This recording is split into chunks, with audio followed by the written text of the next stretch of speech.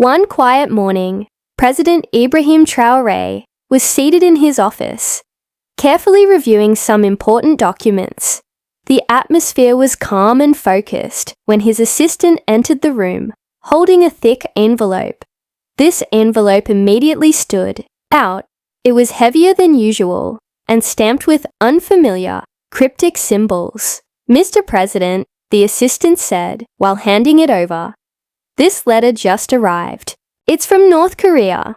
President Traoré raised an eyebrow in surprise. North Korea? He had never had any direct communication with the North Korean government before. His curiosity piqued. He carefully opened the envelope, revealing a letter, written in bold, deliberate handwriting. It was from none other than Kim Jong-un, the leader of North Korea himself. As President Traoré began reading, he was struck by the opening lines, which were filled with admiration and respect. "Dear President Traoré, I have been watching your rise with great interest. You are not just a leader. You are a symbol of strength, dignity, and independence for the African continent. In a time when Western powers seek to control and divide, you have stood firm, defiant, and courageous. I deeply respect your resolve and leadership." President Traoré paused. The fact that Kim Jong-un, one of the world's most controversial leaders, had not only acknowledged him, but praised his leadership, was unexpected and weighty. He reread the words, trying to understand their full meaning. The letter went on, "Under your leadership, Burkina Faso has become a beacon of sovereignty. Your refusal to bow to foreign influence and your dedication to your people's independence inspires nations like mine. We see you as a kindred spirit, a fellow leader resisting the hegemony of Western domination.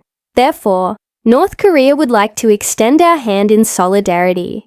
We are prepared to offer our support, military assistance, technological cooperation, and shared strategies for ensuring national strength and autonomy.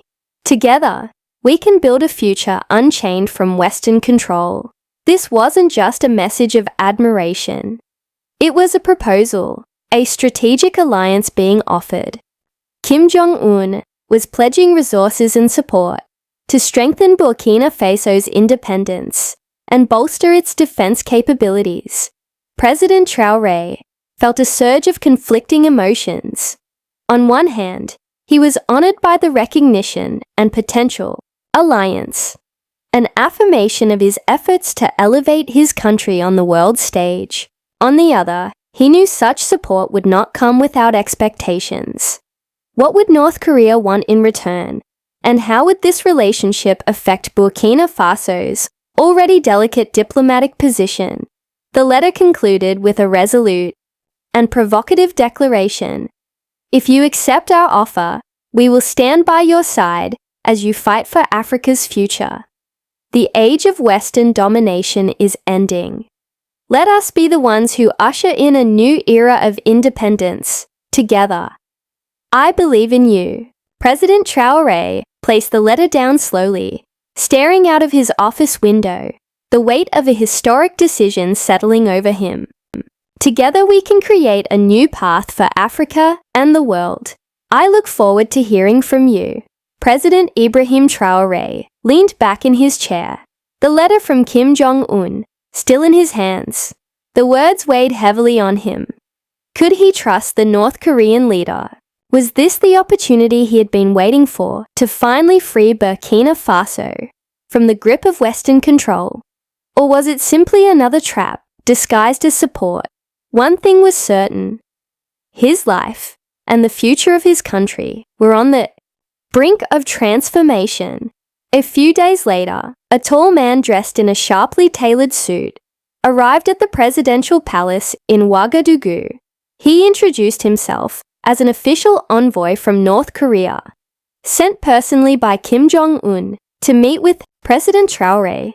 The man was polite and composed, but there was an intensity in his presence that made Traoré instinctively cautious. He spoke with a quiet, steady confidence, as though he carried the weight of global consequences with him. "I bring a message from Chairman Kim Jong-un," the envoy began.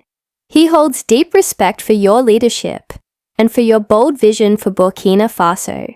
He believes that, together, we can build a future based on strength, independence, and freedom from foreign domination." President Traoré listened carefully. His mind was racing. Could this be the real chance to finally shake off the influence of foreign powers? Or was it a dangerous game, one with stakes too high to control? The envoy continued, his voice calm but firm. "Kim Jong-un sees the power in your leadership. He knows that the eyes of the world are on you. This is why North Korea is not just offering encouragement. We are offering concrete support, military assistance, advanced technology, and a strategic alliance that will empower you to stand against any threat that seeks to undermine your sovereignty." Traoré's heart beat a little faster. The offer was undeniably tempting. Burkina Faso had long been caught between the interests of powerful foreign governments. Western nations had repeatedly interfered in his country's affairs, and now North Korea was offering an alternative. But what would be the cost? What would they want in return? He wondered. What kind of expectations come with such promises?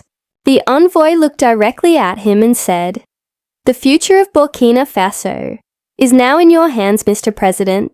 The West is already strategizing. They are working behind the scenes to remove you from power. They do not want a strong, independent Africa. But if you choose to accept North Korea's support, you will not be alone. We will stand by you. We will provide the resources and protection you need to defend your people and secure your legacy." President Traoré leaned back in his chair, staring into space, deep in thought. The moment was heavy with consequence. What he chose next could change not just his own fate, but the fate of a nation.